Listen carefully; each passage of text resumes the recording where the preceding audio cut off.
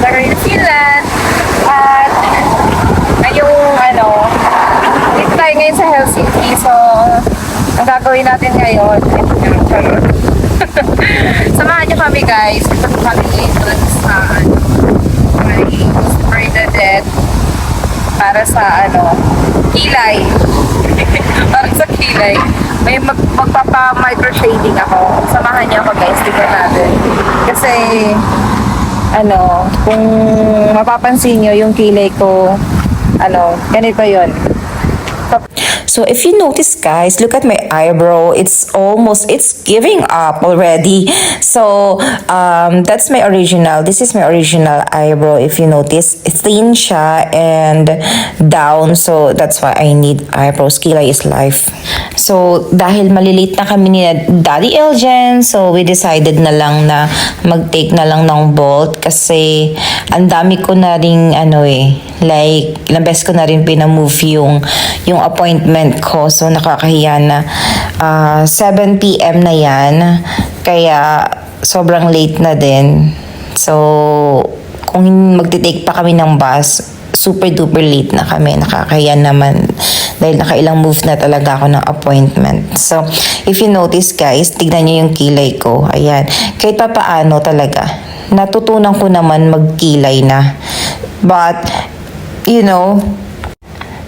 dahil sobrang hassle, especially pag nagmamadali ako, I swear, talagang mas nauubos yung oras ko talaga sa pagkikilay. Kailangan ko maagang maligo para lang makuha ko yung magandang kilay. So, ayan guys.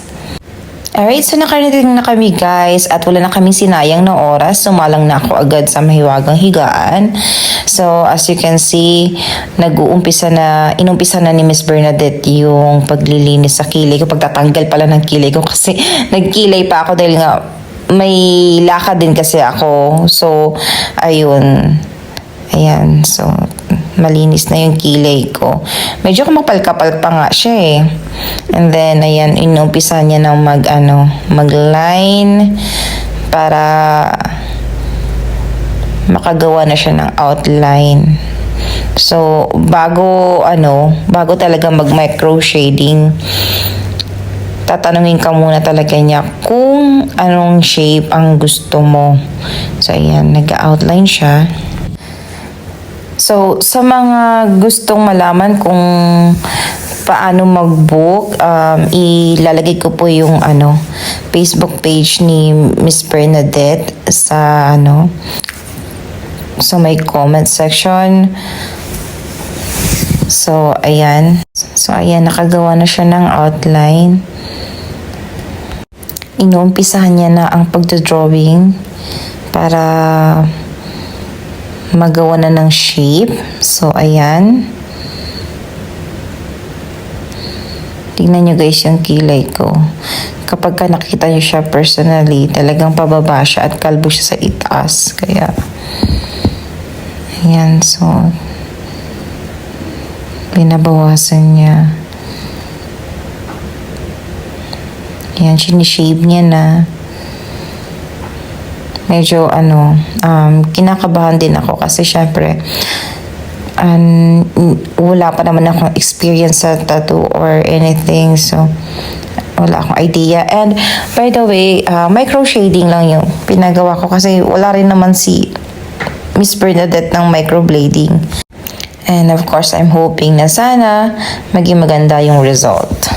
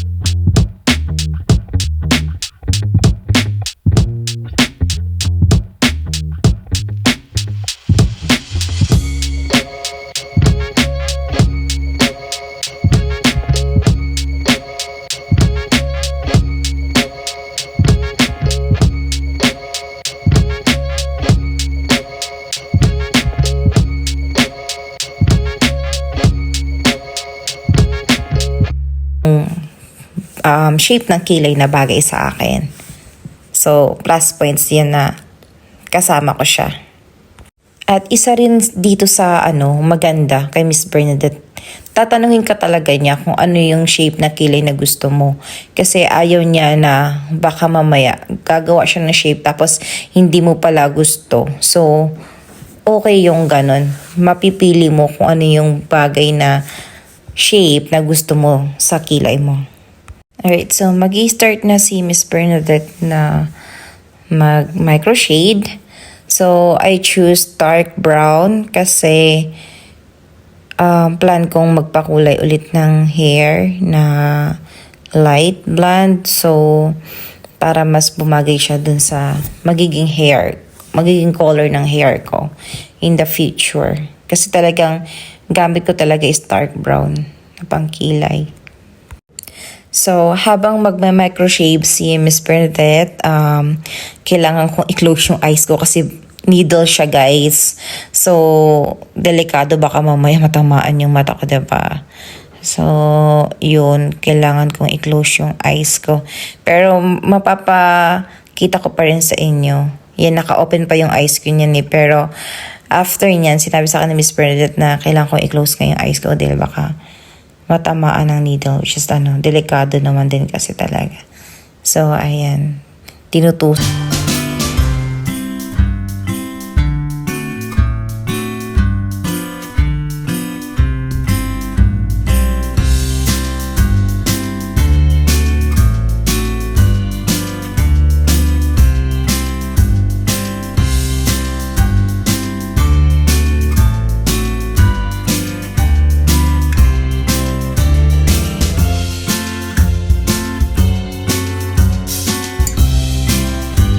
At nalagyan ng line yung gilid kasi para ma-shape, and then bago siya mag-shade sa gitna. At naglagay siya ng ng gel para mag-numb kasi nga needle yun. So, para siyang topical anesthesia. So, yun. Kasi nga, lalo na kapag mababa yung pain tolerance mo. Ako mataas-taas yung pain tolerance ko pero nararamdaman ko pa siya.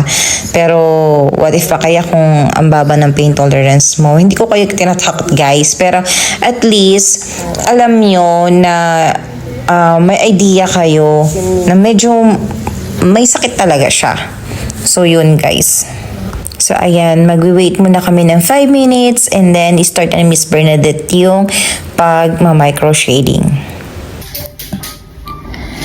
Ayan, so, bago siya i-shade, tatanungin muna kayo kung anong gusto nyo, shape ng kilay nyo. Like, may approval muna kung gusto mo ng pataas or curve. So, depende sa trip mo. Di pag sinabing go, okay, go rebels na. So, ayan. 15 minutes and then micro-shading na. Ayan, so, tapos na yung 5 minutes and nakagawa na rin siya na outline. Kaya, ayan, binubura niya na ulit para umpisa na yung pag-shade ng kilay ko.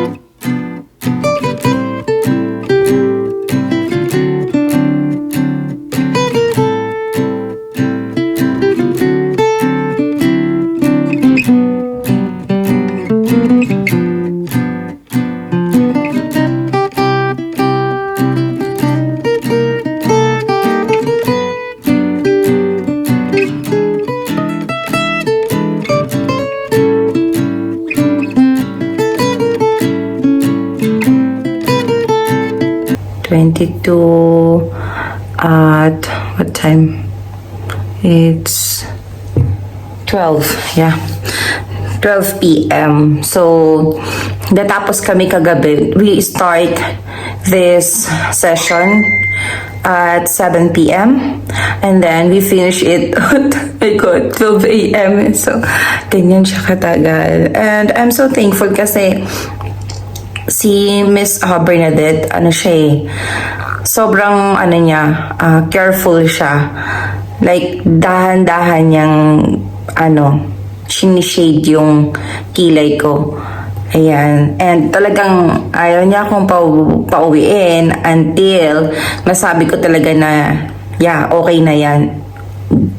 Enough na. Like, maganda na siya for me. Yun. So, ayan. And now, ayun siya guys. So, namamaga pa yung eyes ko and may mga pa ako, like mga small wounds.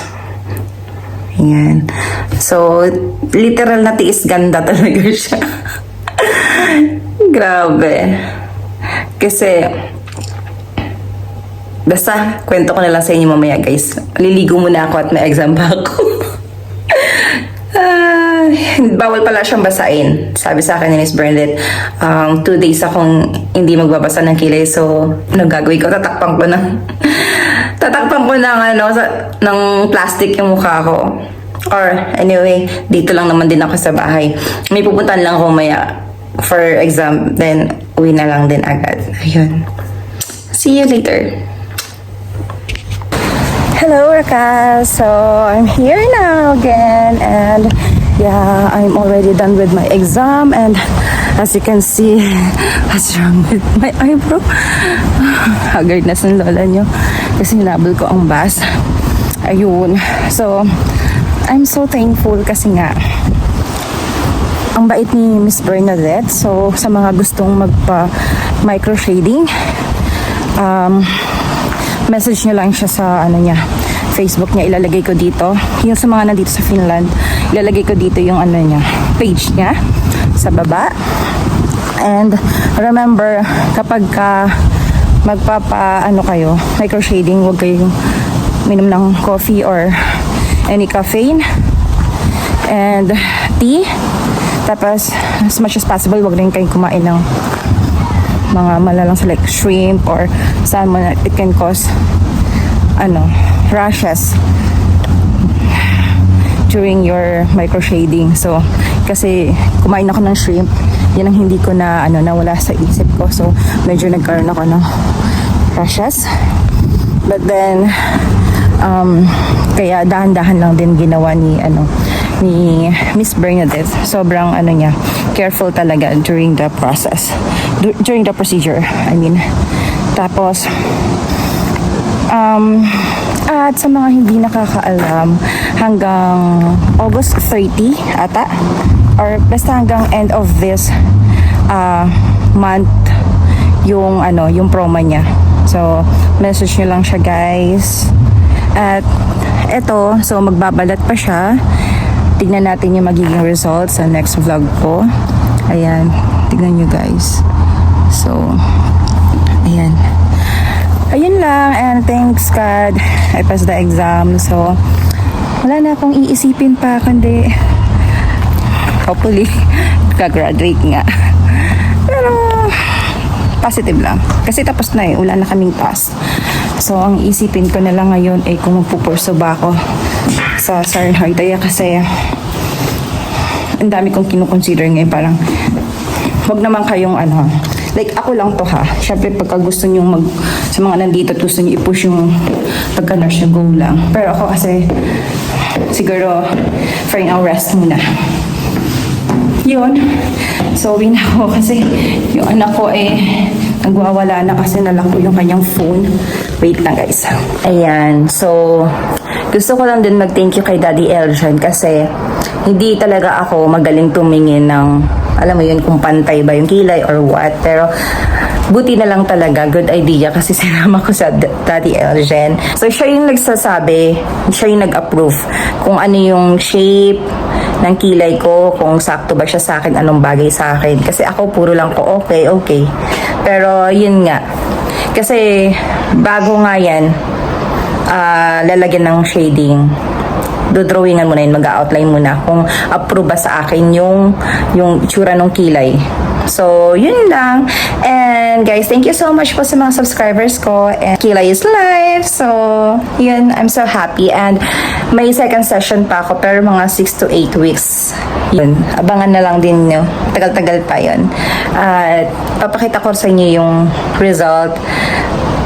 Bipicturean ko like tomorrow hanggang sa totally mamalat na siya. Ayun. Bye-bye. Love you guys.